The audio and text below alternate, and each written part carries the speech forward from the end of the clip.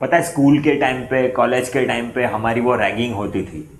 मतलब हम जूनियर थे, नए नए आए थे, और वो वहाँ पे जो सीनियर लोग हैं ना उनको पार्टी देनी पड़ती थी। वो सीनियर लोग जो बोले वो चीज़ करना पड़ता था, मतलब उनको खुश रखना पड़ता था। तो ऐसा नहीं है कि स्कूल में और कॉलेज में ही ये सब रैगिंग होती है, घर में भी होती है। हाँ, घर में भी रैगिंग होती है, तो वो बताने आया हूँ मैं आज।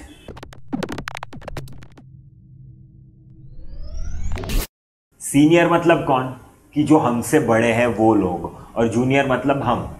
ओके, मतलब वो हमसे 2-3 साल बड़े होते हैं, कॉलेज में, स्कूल में, कहीं पे भी।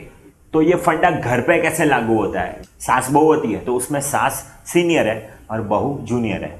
पति पत्नी होता है तो उसमें पति सीनियर है, पत्नी जूनियर है। राइट, बड़ा छोटा एज वाइज। यहाँ पे मैं पति को और सास को है ना सीनियर क्यों बोल रहा हूँ और पत्नी को जूनियर क्यों बोल रहा हूँ, उसका जवाब देता हूँ। क्योंकि ना सदियों से ये लोग ऐसा ही समझ रहे हैं कि ये जो पत्नियां होती है ना, ये जो लड़कियां होती है ना, वो कमज़ोर होती है। इसीलिए तो पति की उम्र ज़्यादा होती है और पत्नियों की कम रहती है उम्र। क्योंकि वो फासला भी होना चाहिए ना, तभी वो रौब जमा सकेगा ना, तभी वो दादागिरी जमा सकेगा ना लड़कियों के ऊपर। तो ये मेन रीज़न है, ये समाज का, मतलब सब लोग का यही मेन रीज़न होता है कि इसीलिए लड़का बड़ा होना चाहिए और लड़की छोटी होनी चाहिए। 2 साल, 3 साल, 4 साल वो छोटी होनी चाहिए। और अगर उन दोनों की उम्र सेम हो गई तो वो पति पत्नी के ऊपर कैसे दादागिरी जमा सकेगा? क्योंकि सामने पत्नी भी रिएक्शन देगी ना। तो इसीलिए दोनों की एज है ना सेम नहीं होती। वो पति की उम्र ज़्यादा ही होती है और पत्नियों की कम ही होती है, क्योंकि उनको सुनना होता है, उनको ये सब सहना होता है। और यहाँ पे मैं जिस सास बहू की बात कर रहा हूँ ना, जिस पति पत्नी की बात कर रहा हूँ ना, वो है ना बुरे वालों की बात कर रहा हूँ। मतलब थोड़े बहुत जो कुछ भी अच्छे वाले बचे हैं वो बुरा मत लगाना। और इनका मेन जिम्मेदारी ये समाज ही है, क्योंकि उनको वही चाहिए कि हाँ रौब जमाने दो उनको। अगर किसी लड़के को उससे 2-4 महीने से बड़ी लड़की से शादी करने का वो इच्छा हो गई ना और घर पे बोला ना, तो बाद में तो भूचाल आ जाएगा घर पे। ये क्या कर रहा है या क्या बोल रहा है, तेरे से बड़ी है, ये वो सब, मतलब कान पक जाएंगे, क्या क्या वो बोलेंगे।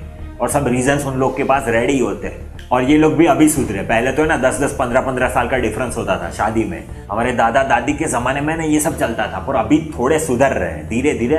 वो क्या बोल रहे हैं, सुधर रहे हैं यहाँ पे। और अगर मार तोड़ के शादी कर भी ली ना तो बाद में बात होगी समाज में, वो लड़के ने तो उससे वो ज़्यादा एज वाली के साथ शादी कर ली। अरे ये सब छोड़ा, हमारा कानून देखो कि वो हमारा कानून इस बारे में क्या सोचता है, हमारा कानून इस बारे में क्या है। पता है लड़के की कम से कम एज कितनी होती है हमारे यहाँ पे इंडिया में? 21। और लड़की की 18 साल। उसके अंदर भी 18, 19, 20, 21, 3 साल का डिफरेंस है। तो हमारा कानून ही यहाँ पे बोल रहा है कि वो लड़की को 3 साल छोटी रखो। हाँ, कानून ही सपोर्ट कर रहा है ये सब चीज़ों को। यहाँ इंडिया में 2 एक्ट है मैरिज के। एक स्पेशल मैरिज एक्ट है 1954 में, और दूसरा है हिंदू मैरिज एक्ट 1955। वो दोनों के अंदर है ना लड़के की उम्र 21 ईयर है और लड़की की उम्र 18 ईयर है कम से कम, कि इतना एज होना ही चाहिए शादी करने के लिए। मतलब पार्शलिटी तो गवर्नमेंट भी कर रही है, समझ में आ रहा है? वो भी कर रहे हैं, मतलब वहाँ पे तो कुछ बोल नहीं सकते हम। और एक बात याद रखना कि हमारे संविधान के अंदर जो 14वां रूल है ना, 14, तो वो पढ़ना एक बार कि है ना कानून के सामने सब लोग है ना सेम है, इक्वल है। तो वो रूल ही वहाँ पे ना गवर्नमेंट ब्रेक कर रही है, या खुलेआम भेदभाव करके है ही है ना, भेदभाव ही है। एक की एज इतनी कर दी, एक की एज इतनी कर दी, ये खुलेआम भेदभाव है। मैं तो बोल रहा हूँ भेदभाव है। तो यहाँ पे आप ही अपने बनाए रूल्स फॉलो नहीं कर रहे हो। ये क्या है, यहाँ पे कुछ अलग लिखा है, यहाँ पे कुछ अलग कर रहे हो। और इतने ही गुणगान गा रहे हो ना अमेरिका के, जापान के, तो है ना वहाँ पे एक बार उनके एक्ट पढ़ना, उनके लॉज पढ़ना कि वहाँ पे क्या सिस्टम है। जापान में ना 20 ईयर्स है, 20 ईयर्स। लड़का भी 20 का होना चाहिए, लड़की भी 20 होनी चाहिए, दोनों सेम है। अमेरिका में 18 साल है, वो भी सेम है। यूनाइटेड किंगडम में देख लो, पूरे यूरोप में देख लो, कहाँ पे भी ऐसी पार्शलिटी नहीं होती जैसी यहाँ पे होती है। तो ये चीज़ को है ना एक बार है ना सोचना।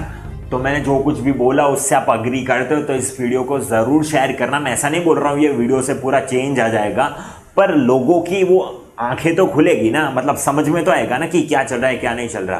राइट, तो इतना ही था। मैंने बहुत सी लड़कियों को पूछा कि मैडम आपको क्या लगता है कि यहाँ पे इंडिया में आपको कुछ अलग तरीके से ट्रीट करते हैं, या क्लासरूम में आपको कोई अलग बेंच पे बिठाते हैं, तू लड़की है तू वहाँ पे जा, मतलब तू लड़की है तेरे को ये नहीं खाना, कुछ ऐसा कुछ फील होता है? वो लड़की बोली नहीं, मुझे ऐसा तो कुछ होता नहीं है।